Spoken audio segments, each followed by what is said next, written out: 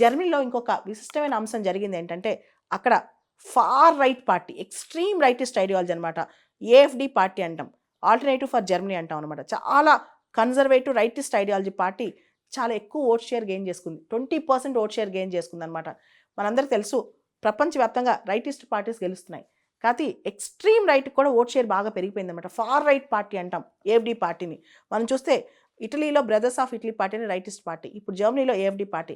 ఈ పార్టీస్ అని కూడా బాగా మంచి ఓట్ షేర్ వచ్చేస్తుంది అనమాట. మొత్తం యూరోప్లో చాలా దేశాల్లో రైటిస్ట్ ట్రెండ్స్ కూడా కనిపిస్తున్నాయి మనకి. సో జర్మనీలో ఏఎఫ్డి ఫార్ రైట్ పార్టీకి దాదాపు 20% ఓట్లు వచ్చాయని అర్థమవుతుంది అనమాట.